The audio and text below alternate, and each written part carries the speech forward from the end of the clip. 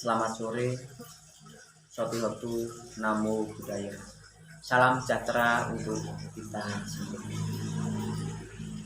Pada kesempatan yang baik ini, saya akan menyampaikan materi tentang minimnya moderasi beragama. Kata moderasi memiliki korelasi dengan beberapa istilah. Dalam bahasa Inggris, kata moderasi berasal dari kata moderation yang memiliki sikap sedang, sikap tidak berlebih-lebihan. Dalam Kamus Besar Bahasa Indonesia, kata moderasi berarti penghindaran kekerasan atau penghindaran keekstriman. Kata ini adalah kata serapan dari kata moderat, yang berarti sikap selalu menghindarkan perilaku kejam atau ekstrim dan kecenderungan ke arah jalan tengah. Jadi ketika kata moderasi disandingkan dengan kata beragama menjadi moderasi beragama, maka istilah tersebut merujuk pada sikap mengurangi kekerasan dan penghindaran perbuatan yang sangat kejam dalam praktek beragama. Sikap moderat dan moderasi adalah suatu sikap dewasa yang baik dan sangat diperlukan dalam kehidupan bermasyarakat, khususnya di Indonesia ini. Radikalisasi atau kekerasan termasuk juga ujaran kebencian dan hoaks merupakan kejahatan yang tidak perlu dilakukan. Indonesia merupakan negara yang memiliki lebih dari 300 etnik atau kurang lebih sebanyak 1340 suku bangsa dan juga memberi pengakuan atas 6 agama yang dianut oleh masyarakat Indonesia. Keberagaman ini merupakan sebuah simbol kemajemukan yang mungkin hanya dimiliki oleh bangsa Indonesia. Dalam Undang-Undang Dasar 1945 telah diatur kebebasan dalam beragama termasuk dalam hak asasi manusia, namun tetap tidak dapat mencegah adanya konflik agama dalam masyarakat yang majemuk ini, dan juga melibatkan kelompok yang memiliki paham yang sempit, tidak terbuka, serta arogan, sehingga konflik akan semakin membesar dan meluas. Pada dasarnya, tidak akan ada keuntungan dari konflik agama yang timbul sebagaimana penyebab kekerasan. Salah satu contoh konflik keagamaan yang terjadi di Indonesia yaitu pada tanggal 30 November 1998, tepatnya di Kupang, terjadi pertikaian yang bermula dari aksi solidaritas warga Kristen NTT atas peristiwa Ketapang, yaitu bentrok antara warga Muslim dan Kristen dengan disertai perusakan berbagai tempat ibadah. Aksi ini diprakarsai oleh organisasi-organisasi kemahasiswaan dan pemuda Kristen seperti GMKI, PMKRI, pemuda Katolik NTT lainnya, dan mahasiswa di Kupang.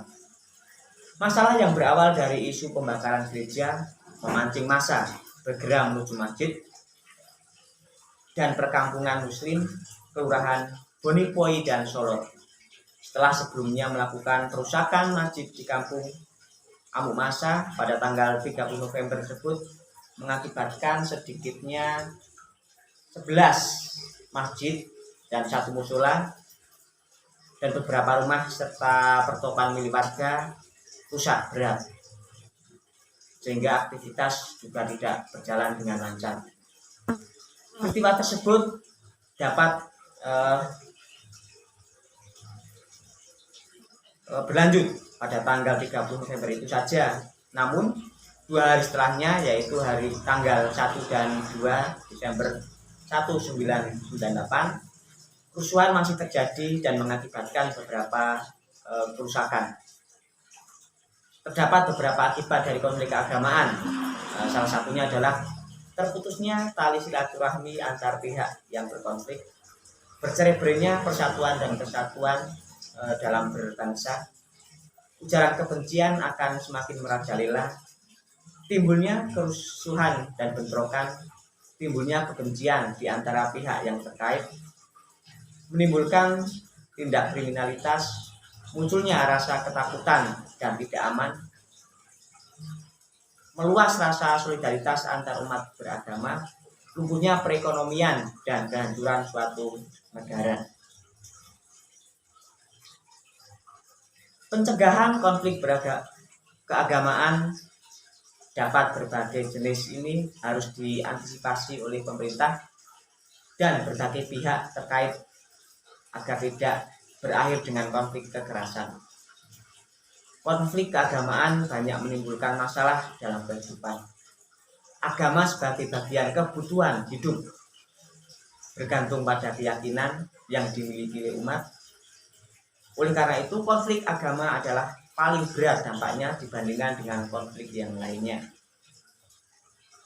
Upaya penyelesaian konflik dalam masyarakat, terutama agama ini, bisa dilakukan dengan berbagai sikap toleransi. Sikap ini diartikan sebagai sikap saling menghargai perbedaan demi terciptanya kerukunan sosial dan kehidupan manusia secara utuh. Presiden Republik Indonesia Joko Widodo pada berbagai kesempatan mengajak tokoh-tokoh agama untuk menjadikan agama sebagai sumber nilai-nilai yang merawat kebinekaan. Presiden mengajak tokoh-tokoh agama dan umat beragama untuk memberikan wawasan keagamaan yang lebih dalam dan luas lagi kepada para warga masyarakat. Tokoh agama berperan penting untuk menjaga kemajemukan sebagai kekayaan dari modal sosial Indonesia. Munculnya konflik keagamaan, maka perlu adanya suatu penyelesaian. Model penyelesaian apa yang dapat diterapkan untuk mengatasi konflik keagamaan? Kita bisa bahas bersama-sama. Sebagai guru agama Buddha memiliki peran yang sangat penting dalam menanamkan sikap menghormati kepada anak didik, agar setelah besar nanti anak didik memiliki sikap yang baik, memiliki nilai-nilai agama yang luhur. Dalam agama Buddha kita dapat mengawali menanamkan nilai-nilai agama dengan mengenalkan anak didik kita dengan Brahma Wihara atau 4 sifat luhur, yaitu metta, karuna, mudita, dan ikhlas. Keempat sifat luhur ini sangat cocok atau pas ditanamkan pada anak sejak dini, agar nantinya anak setelah tumbuh menjadi dewasa memiliki sifat cinta kasih sayang yang tinggi kepada semua makhluk. Selain itu kita juga dapat mengambil nilai-nilai moral yang ada atau yang terkandung dalam khotbah pertama Sang Buddha, yaitu Dhammacakkappavattana Sutta. Di dalam khotbah tersebut kita dapat mengajarkan anak untuk berlatih kebijaksanaan, berlatih sila, dan bermeditasi dengan baik. Jangan sampai anak didik kita terjerumus ke dalam pandangan yang salah, sehingga nanti pandangan-pandangan yang menyimpang dalam agama Buddha, anak dapat melakukan hal-hal yang merugikan bagi dirinya sendiri maupun orang lain. Di dalam Dhammapada bab 1 Yamakawagga ayat 5 dijelaskan, dalam dunia ini kebencian tidak pernah dapat dilenyapkan dengan kebencian. Kebencian hanya dapat dilenyapkan dengan cinta kasih atau kasih sayang dan saling memaafkan. Inilah ajaran kebenaran yang abadi. Kemudian dalam Brahmajala Sutta atau Tiga Nikaya, Buddha menasihati para muridnya agar tidak menaruh kebencian atau kemarahan apabila Buddha, Dhamma, dan Sangha dihujat. Cara dalam menghadapi sikap tidak baik dari umat lain, Buddha menasihati atau memberikan prinsip keseimbangan batin. Dalam Mahasakata Sutta atau Majjhima Nikaya diketahui bahwa Buddha tidak marah ketika ajarannya dihujat atau dikritik oleh agama lain. Dalam kitab Tiga Nikaya Saraniya Dhamma dijelaskan mengenai di mana Buddha mengajak siswanya untuk saling mengingatkan, saling menolong, saling menghormati. dan menghindari percecokan yang dapat merusak persatuan dan kesatuan bangsa.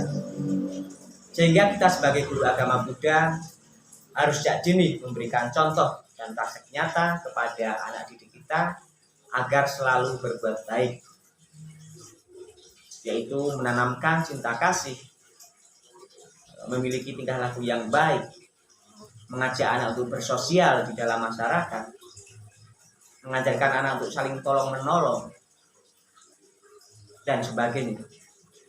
Dengan menanamkan nilai-nilai yang ada tersebut, tentunya nanti anak setelah besar atau dewasa, ia akan menjadi pribadi yang baik, dapat menghormati apa yang menjadi hak dan kewajiban orang lain, sehingga dalam bermasyarakat anak memiliki jiwa yang moderat terhadap semua pemeluk agama. Jadi permasalahan-permasalahan yang menyangkut tentang keagamaan dapat teratasi dengan baik. Mungkin ini yang dapat saya sampaikan. Semoga bermanfaat untuk kita semua. Sampai sata bawang data. Semoga semua makhluk hidup berbahagia. Sadu, sadu, sadu.